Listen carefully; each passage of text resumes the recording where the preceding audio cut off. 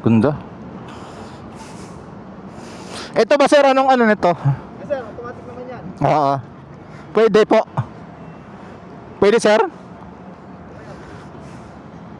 Andito naman yung susi, no? Para kalala ka ATV na maliit. Oh, paano tayo ano sir dito? Push. Ganun sir, press mo lang. Push. Tapos, yun na yun. Yan na yun. Neutral drive. Ito, parang ano. Okay. Sige, so parang i-start ito. Ay, naka-stand, side stand pala. Hindi kasi abot ni Rayleigh. Medyo ano nga siya. So, tahimik, no? Drive ka. Right. Ito parehas na brake. Oo. Rear Brake. front brake. Okay, sige. Pag nag-drive, hindi siya tatakbo. Drive mo lang siya. Yan na. Okay. Automatic na siya sir. Makikita mo yung gear mo, magbabago siya. Mm. Depende sa speed. Okay. O siya na rin ang magbabawas. Depende rin sa speed. Okay. Butin lang abot. Siya ng Africa Queen at DCT. Butin lang abot natin to. So, eto ngayon, XADB Gaming tayo. May hawig siya doon sa ating ADB 160. But again, ito siya ay naka DCT. Ito yung ano niya, parang kotse. So, forward na tayo. Ayan o. Parang ang gaan. Parang ang gaan nito. Nanibago ako Parang ang gaan. Premium na, no? Ha? Wala po yung papel mo. Ito ata. Ito po. Parang ang gaan niya kasi. Pero ang lapad ng upuan. Nakabukaka ako rito try lang natin kung anong meron. Bakit ang daming may gusto nito? Sige po. Bakit ang dami ding may gusto nito? Sa Fireblade na to. Sa Fireblade. Sa ano na to, yung XADB. Grabe, na-testing ko na yung yung Fireblade. Ano siya, ang tawag nito? Para sa akin, dahil ako ay 5'11", sub talaga siya, sub. Nanakit yung dito ko, at dito, pati yung dito sa may kabilaan.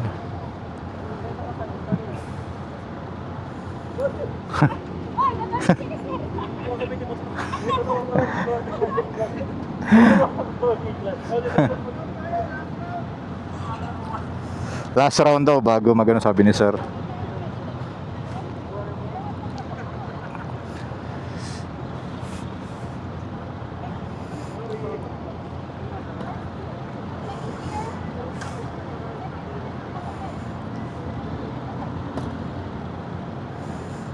Ayun si Relly sa ating unahan.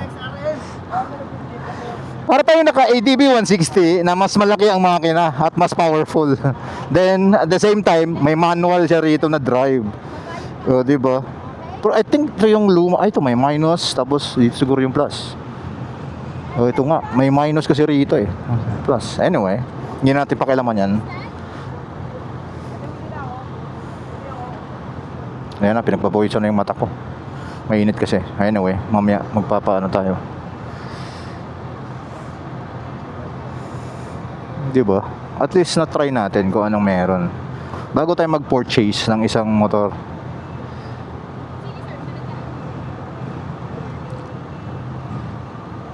Wow! Automatic na to. Automatic na to. May lang nag-ano ang mata ko. Ilang.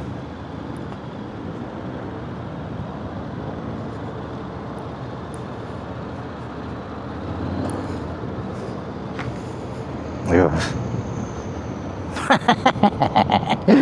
Ang sarap. Shit. At lagas na yan. Ano pa to? Expressway legal kasi 750cc to.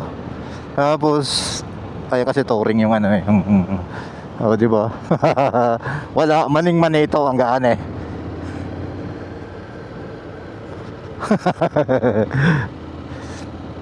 Kanina nahirapan ako dun talaga sa Fireblade. Hindi ko talaga siya Siyempre, rin ako Yan ang nag-automatic liko siya.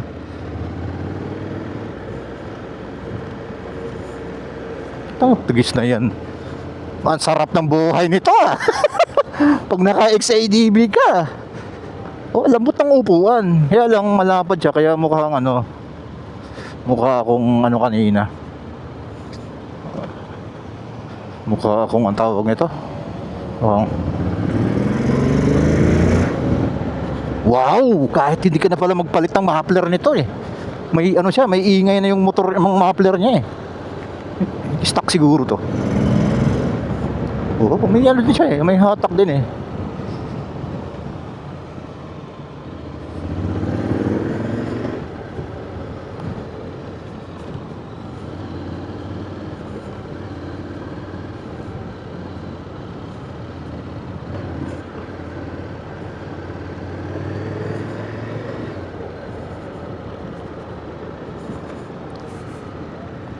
Ah, nag-automatic ano siya, yung downshift.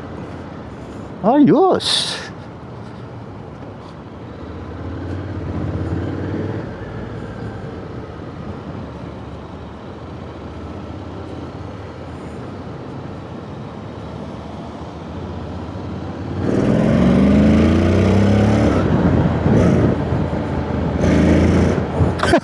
Wala nga.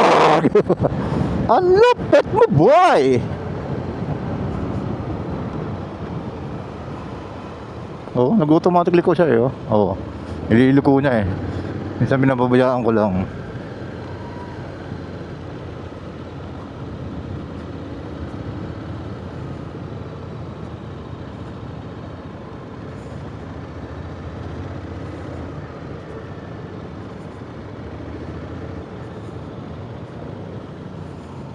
Ito naman ang advantage nito, hindi ko mamamatayan. Feeling ko ang gaan.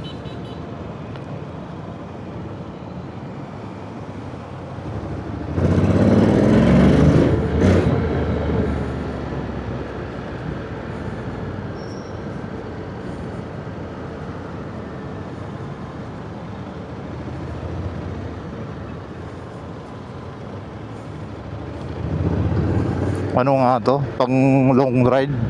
Pag naglo-long ride ka rito, pupwede. Pang long ride siya. Sanggala. Kung gusto mo ng speed, yan, yung ano, Fireblade. Pero grabe naman kasi ang presyo din yan. Parang sa akin, hindi ko talaga ano, abot yung price niya. Not unless manalo tayo sa loto.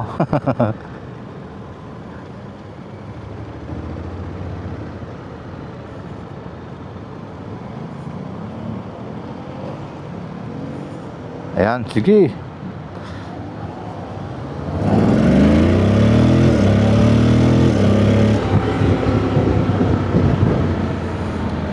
Parang kotse nga, nag-automatic ano. Nagda-downshift din, tapos smooth ng downshift niya. Ang smooth ng downshift niya. Ramdam mo yung ano, nag-change gear siya. Tong, tong, tong.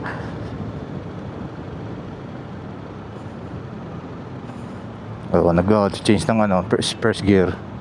Nagda-downshift. Ayos. Ano to, parang napakaganda niyang ano. Ito na, oh, nag-automatic liko, oh. Oh. Diba? Kaya lang, pag hindi mo, ano,